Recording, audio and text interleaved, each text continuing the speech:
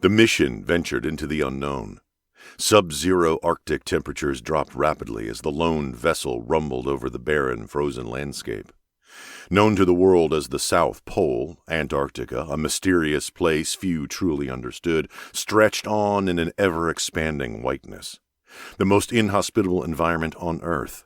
It was extreme, hostile, and unforgiving. Man was never meant to live here. John Ellis, explorer, navigator, and leader of the mission, silently affirmed, looking out at the untraveled path ahead. Man shouldn't be here at all.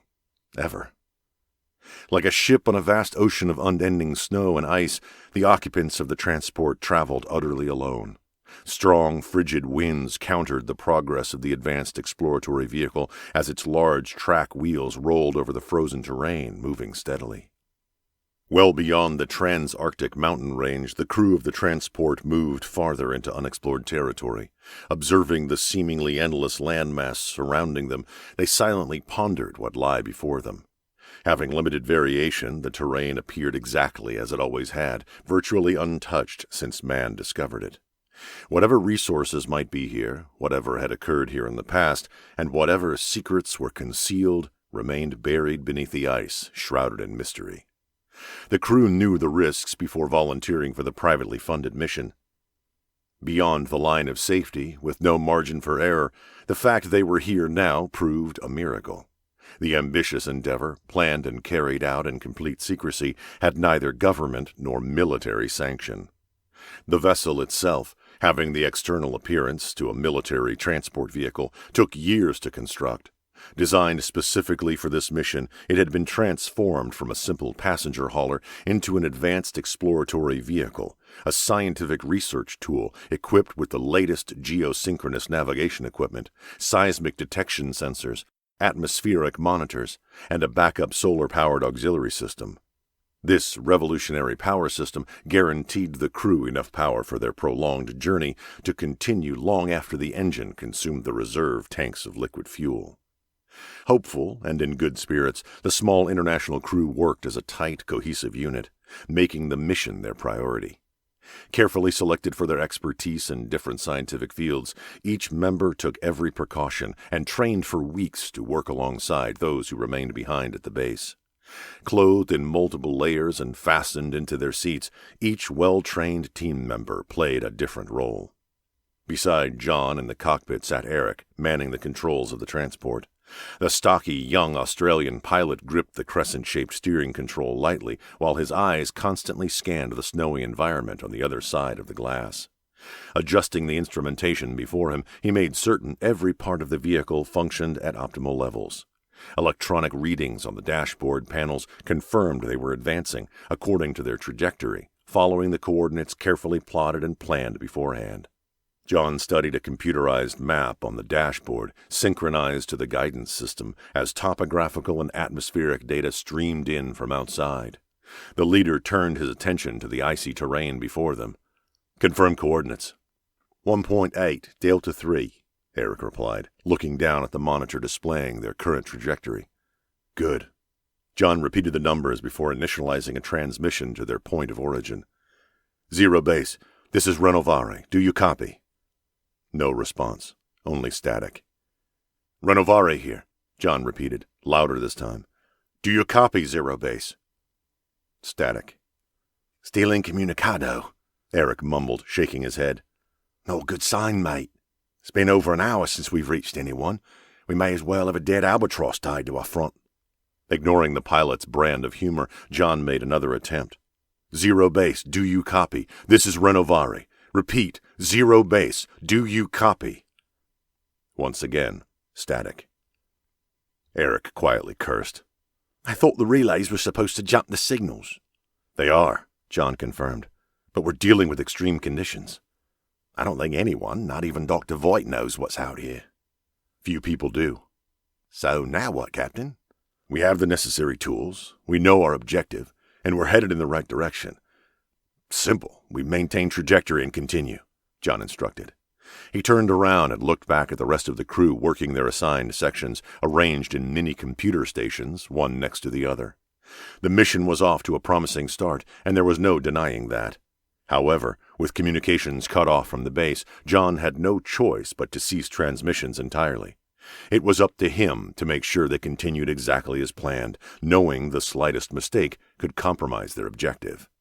He did his best to bury the trepidation that brewed deep inside, successfully presenting the calm, cool, and collected exterior he was known for.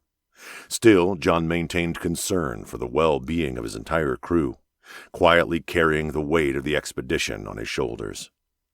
"Can't this thing go any faster?" one of the scientists called from the cabin in a thick French accent. "Relax, Bennett," John replied, before looking at a photo on his phone of his beautiful wife, wishing he was still with her. Married for only a year, they shared a mutual passion for life and were committed to the same libertarian causes to help others. Together, they were part of a growing network.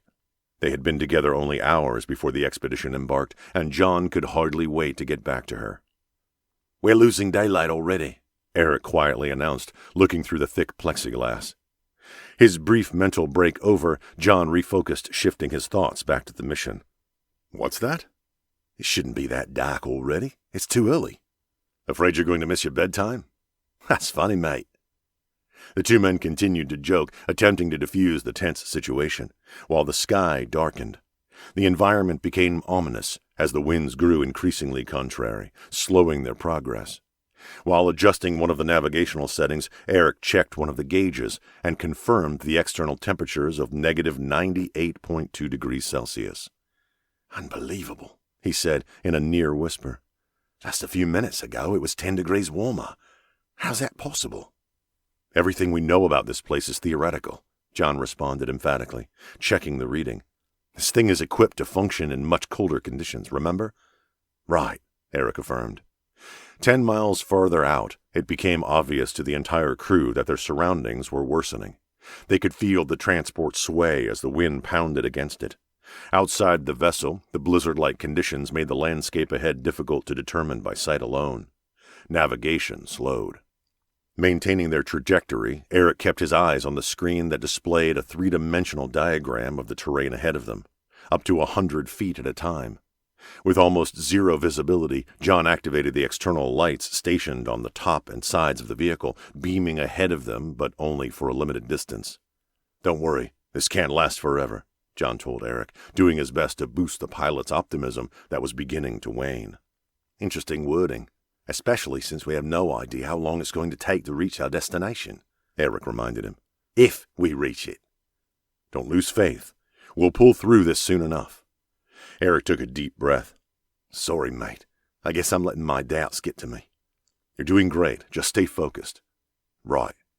Alerted to something by one of the sensors, Eric noticed a flashing red light on one of the monitors. Something of significant size approached from the rear. "I think we might have company." "Where?" John asked. 7 o'clock, about 400 meters behind us. As Eric continued to watch the monitor, John confirmed they were indeed being followed. "Hostiles?" "We have to assume," John responded, a chill running up his spine, but not from the cold. He refused to acknowledge it. "Whoever it is, they either honed in on our signal or they tracked us somehow." "Wonderful," Eric exhaled. "Kick it up to maximum." Eric referred to the gauges. "We're already there." John switched to another monitor, where the live feed streamed in from cameras mounted to the back of the vehicle. However, due to the accumulation of frost on the exterior of the screen, only a light blur was visible. The transport maintained its course as the surrounding environmental conditions continued to deteriorate. Breaking the silence, a proximity alarm sounded. Something struck the back of the vehicle, throwing the crew forward and triggering a klaxon. "What the bloody hell was that?" Briggs, a British biologist, asked as he and the other crew members looked out the windows, attempting to see what had hit them. "I don't know," John responded. "We're assessing the situation." The transport rocked, knocked slightly off course by the impact before John and Eric recovered their trajectory. Back on track, Eric ran diagnostics on the transport while John silenced the alarm and checked for damage. There was none. The men began to breathe a sigh of relief, until alerted by another blip on the radar. Eric stared at the virtual reading, confirming the danger they were still in. "John." "I know," the leader said. "Just keep it going." Without warning, another impact, more powerful than the first, struck the vehicle. The force of the blast overturned the transport. One of the female crew members let out a frightened scream. The vessel flipped, landing upside down and sliding on the ice until it came to an abrupt stop. Still harnessed into their seats, the 6 crew members looked around, disoriented. They could only see through a few of the windows. Cursing under his breath, John fought to release his harness, but the transport automatically shifted into safety mode, locking everyone into place.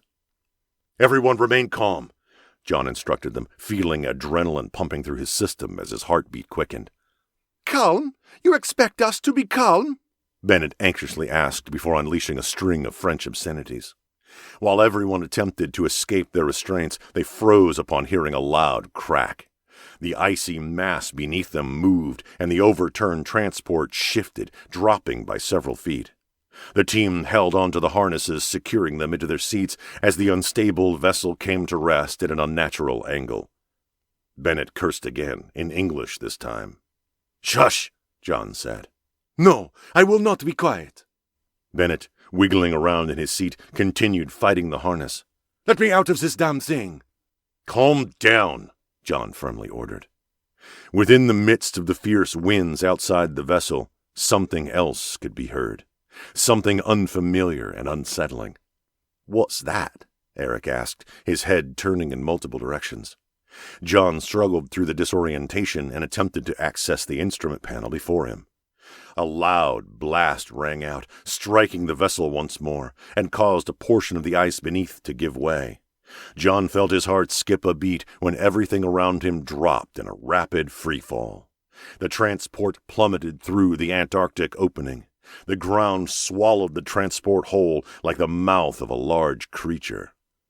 The vehicle disappeared completely from the surface in an instant.